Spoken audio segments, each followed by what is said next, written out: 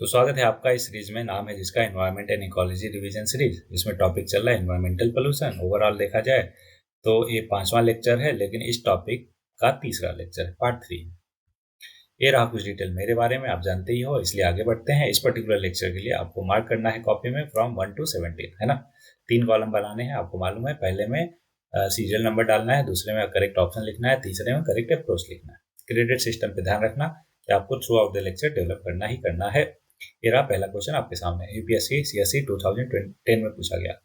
Given below are the name of 4 energy crops which one of them can be cultivated for ethanol. तो ethanol के लिए, है ना, हमें पता है कि शुगर चाहिए उसमें, है ना।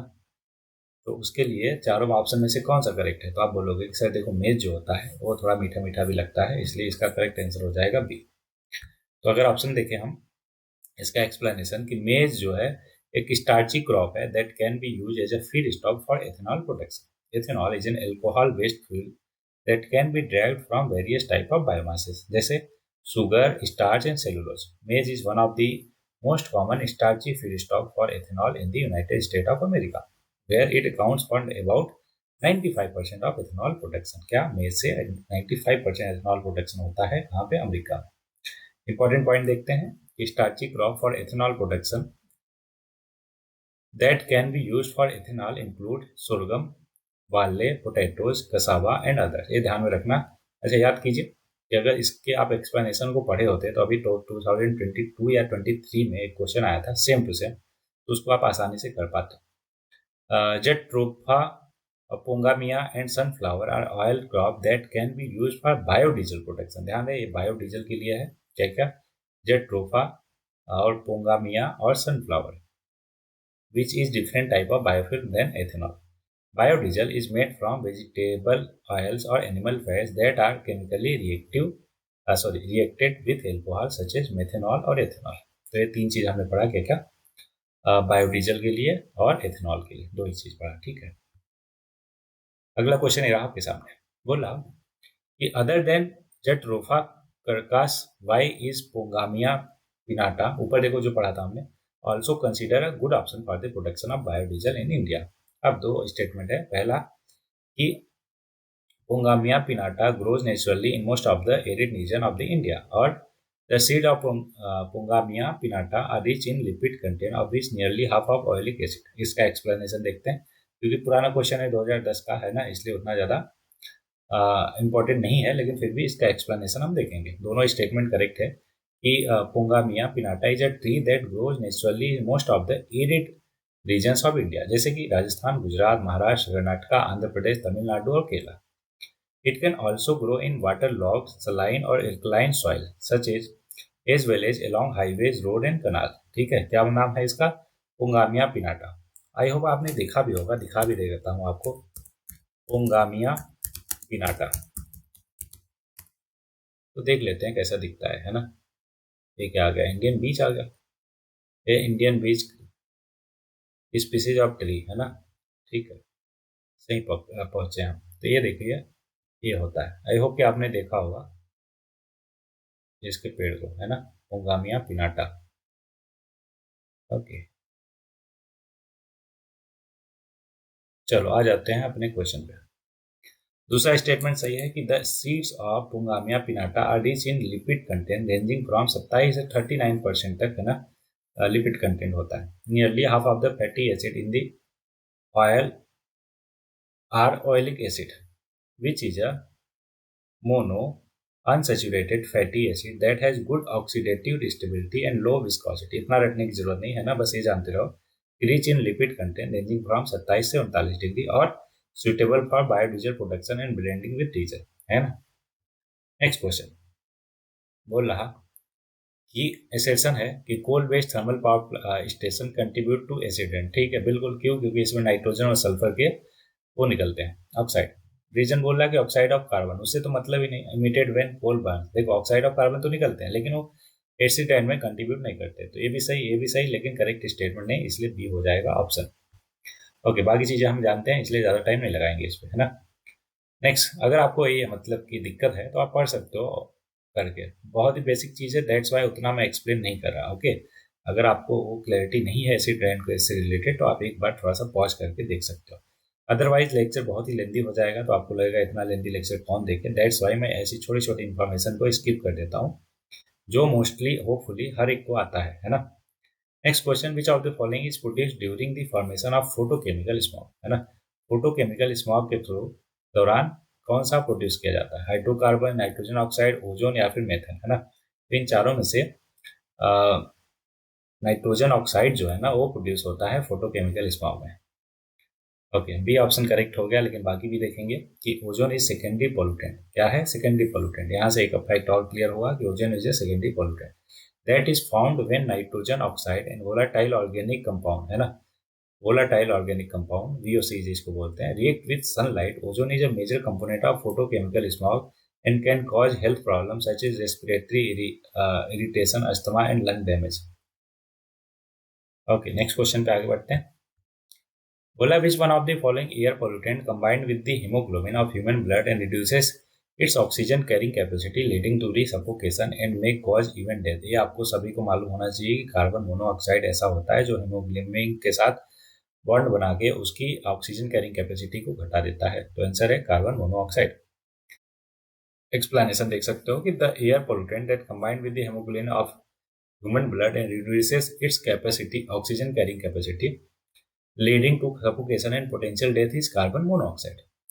It can combine with the hemoglobin of human blood and form carboxyhemoglobin, which reduces the oxygen carrying capacity of the blood. This can lead to the hypoxia. क्या है? Hypoxia है, which is condition where the tissues and organ do not receive enough oxygen. Okay, बाकी important facts कि carbon monoxide एक colourless और odourless gas है जो कि प्रोड्यूस किया जाता है incomplete combustion of fossil fuel से, सच एज गैसोलीन, कोल है या फिर कहीं पे भी अगर इनकम्प्लीट कंबशन है, मैंने समझा दिया, कार्बन प्लस ऑक्सीजन मिलकर कार्बन मोनोऑक्साइड बनाता है। अगर इनकम्प्लीट कंबशन है तो वहीं पे कार्बन अगर पूरी तरीके से जल जाता है कंबस्टिबल तो CO2 बनाता है carbon oxide. When inhaled carbon monoxide bind to haemoglobin, ये सारा कुछ हमने पढ़ लिया है, राइट। चलो, अच्छा ये वाला चीज ध्यान में रखना कि prolong exposure to high level of carbon monoxide can result in suffocation, severe health problem and even death. ठीक, next question, excessive use of which of the following fertiliser may be responsible for the presence of a toxic substance in the ground water, है ना। तो वो है nitrogen. Answer क्या है? Nitrogen. क्यों है? एक्सप्लेनेशन देखते हैं। Excessive use of nitrogen fertilizer is responsible for the presence of a toxic substance in groundwater. When nitrogen fertilizers are applied in excessive amount or at improper times, they can leach into the soil and eventually contaminate groundwater. Nitrate is the most common form of nitrogen that can leach into ground, है ना। और इससे क्या होता है? Blueberry syndrome एक condition है, वो होता है। ठीक है, आगे पढ़ते हैं कि elevated nitrate level in drinking water can pose serious health risk particularly for infants और प्रेग्नेंट वुमेन। इन्फेंट्स मतलब बच्चों के लिए और प्रेग्नेंट वुमेन के लिए, है ना।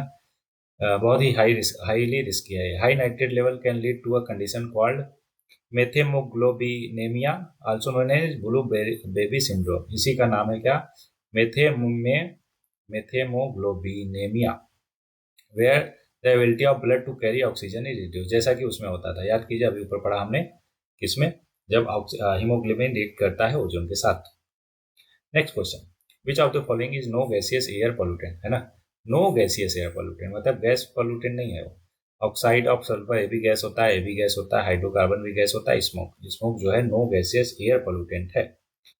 ओके, अब यहाँ पे देख सकते हैं smoke is a particulate matter, PM जिसको बोलते हैं, rather than a gaseous air pollutant. It is composed of solid और liquid particle that are release during the incomplete combustion of organic matter such as wood, coal या फिर biomass. These particles can be seen as a visible suspension in the air and can have harmful effect on the human health and the environment. Oxides of sulfur की बात करें तो these are formed primarily by the combustion of fossil fuel such as coal और oil को जब जलाते हैं तो ऑक्साइड ऑफ सल्फर रिलीज करता है, which contain sulfur impurities. The main oxide of sulfur include sulfur dioxide और sulfur trioxide, which can contribute to the formation of acid rain and have adverse effect on the human health. इसी की वजह से acid rain होता है और human health पर adverse effect पड़ता है। ऑक्साइड ऑफ नाइट्रोजन की बात करें तो these are generated through the combustion of fossil fuel at the high temperature, particularly in vehicle and industrial process. ठीक है. The main oxide of nitrogen include nitrogen dioxide NO2 and nitrogen nitric oxide NOx, which are X क्या है variable है, कुछ भी हो सकता है, which are involved in the formation of photochemical smog and contribute to air pollution and respiratory issue. इन सब oxide of nitrogen की वजह से ये सारी दिक्कत होती है. क्या? एयर पोल्यूशन होता है और रेस्पिरेटरी इशूज होता है. हाइड्रोकार्बन की बात करें तो hydrocarbon are compounds consisting of hydrogen और कार्बन, जैसा कि नाम है. They can be release into the atmosphere through various sources, जैसे व्हीकल इमिशन से, इंडस्ट्रियल प्रोसेस से और नेचुरल सोर्सेस से. Hydrocarbons contribute to the formation of ground level ozone and are a component of volatile organic compound, जिसको VOCs भी बोलते हैं, which can have detrimental effect on air quality or human health. Next question. Which one of the following is not component of photochemical smog? है ना, photochemical smog का कौन सा component नहीं है? देखो ओजोन तो होता है, अभी ऊपर देखा हमने.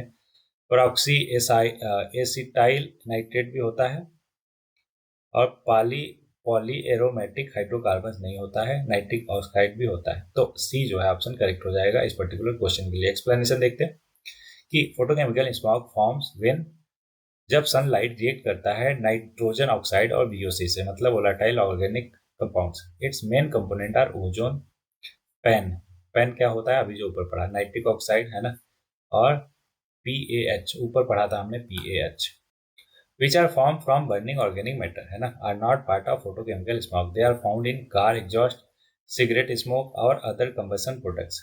PaH का मतलब क्या हुआ, अभी हमने पढ़ा ना, पॉली एरोमेटिक हाइड्रोकार्बन, क्या?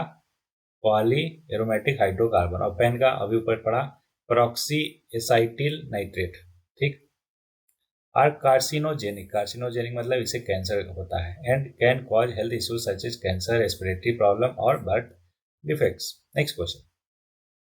Which of the following diseases are caused by the consumption of water contaminated by mercury और नाइट्रेट? अभी पता चला नाइट्रेट से ब्लू बेबी सिंड्रोम और मरकरी से मीनामाटा. तो मीनामाटा और ब्लूबेरी किधर है? मीनामाटा और ब्लूबेरी, ऑप्शन सी जो है करेक्ट हो गया.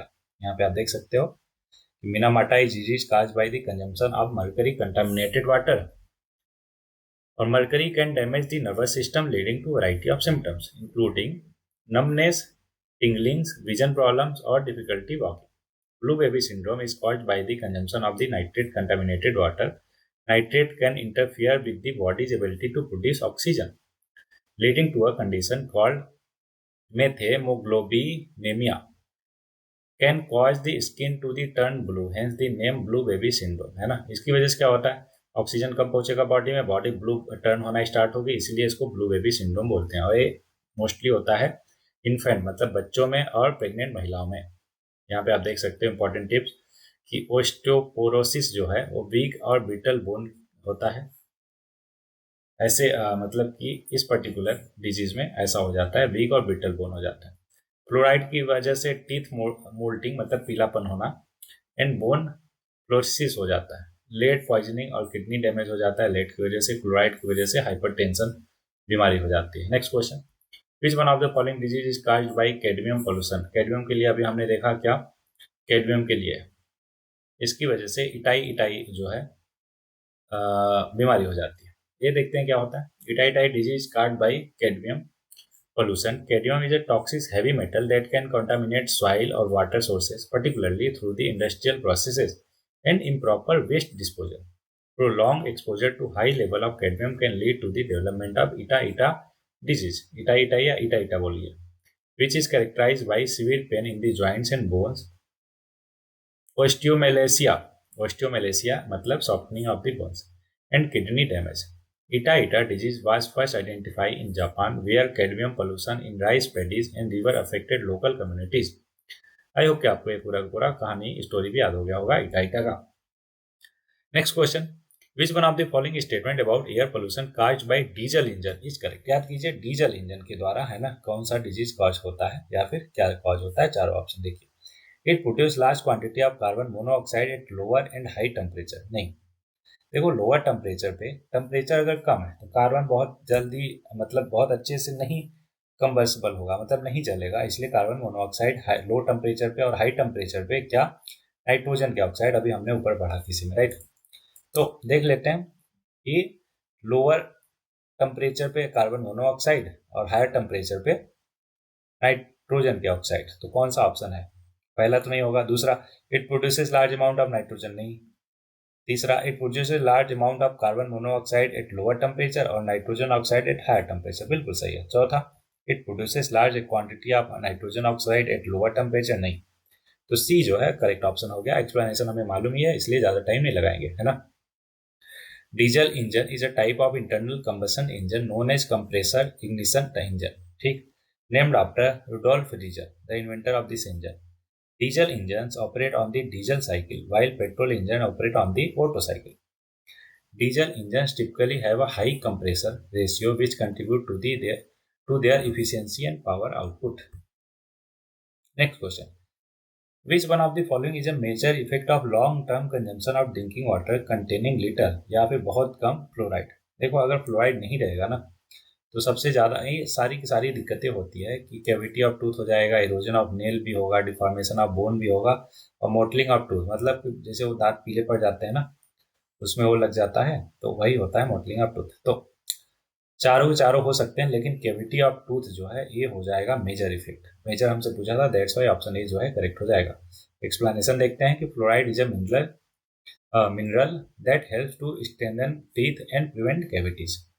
Drinking water that contain little or no fluoride can lead to increased risk of cavity, erosion of nail, deformation of bone and mottling of tooth.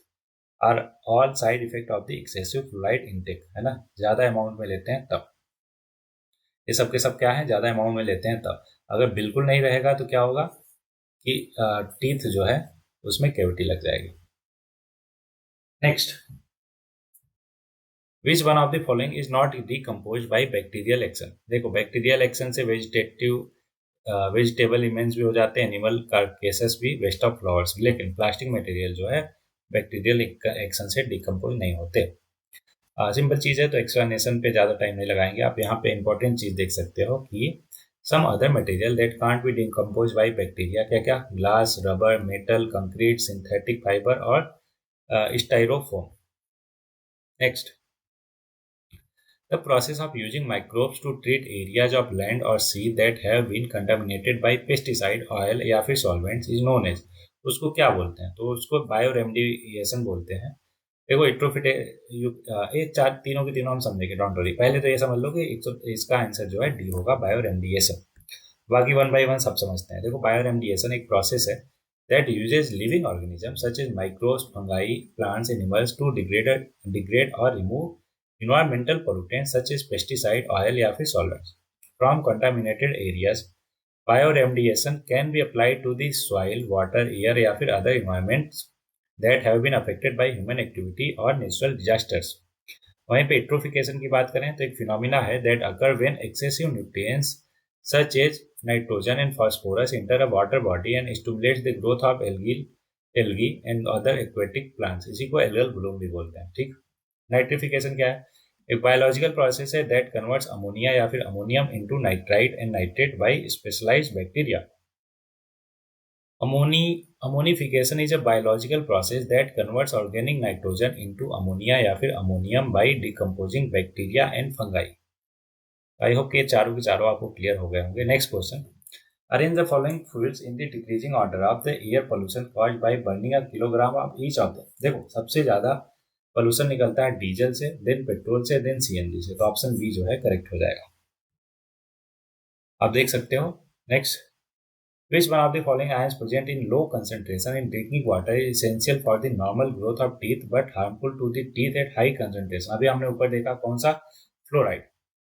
ऐसा होता है कि जो नॉर्मल ग्रोथ ऑफ टीथ के लिए तो जरूर है, लेकिन बहुत अमाउंट में होगा तो नुकसान भी करेगा। कौन कौन से ऊपर देख लिया था हमने, राइट। तो इसलिए ज्यादा टाइम लगाएंगे, आगे बढ़ेंगे।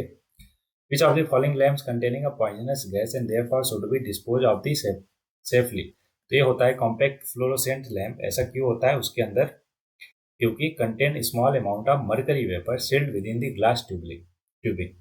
उसके अंदर मरकरी वेपर होता है जो कि ऑब्वियस है बहुत ही ज्यादा हार्मफुल होता है ह्यूमन हेल्थ के लिए। While the mercury content is relatively low, it is still considered toxic and should be handled and dispose of properly. If compact fluorescent lamps CFLs breaks precautions should be taken to clean up and contain the mercury to prevent exposure. ओके, so इस particular lecture में इतने ही question थे। I hope कि सारे question आपको बहुत ही अच्छे से क्लियर होंगे। तो आज के लिए है 2 लाइन, ध्यान दीजिएगा कि only those who dare to fail greatly can ever achieve greatly. मतलब अगर आप फेल होने से, है ना, खतरनाक तरीके से फेल होने से, है ना, बच रहे हो तो आप खतरनाक मंजिल नहीं अचीव कर पाओगे। खतरनाक का मतलब क्या हुआ कि बड़ी मंजिल, है ना। कि अगर आप बड़े चीज़ों में फेल होने से डर रहे हो तो बड़ी चीज़ें कभी भी अचीव नहीं कर सकते, कहा था रॉबर्ट एफ कैनेडी जी ने। तो आई होप कि इस कोट का मतलब आपने समझा होगा और इसको अप्लाई भी करोगे। तो इसी शब्दों के साथ इस पर्टिकुलर लेक्चर के लिए बस इतना ही। आप पढ़ते रहिए, लड़ते रहिए अपनी जिंदगी जीवन में, और पढ़ते रहिए, पढ़ते रहिए और आगे लड़ते रहिए।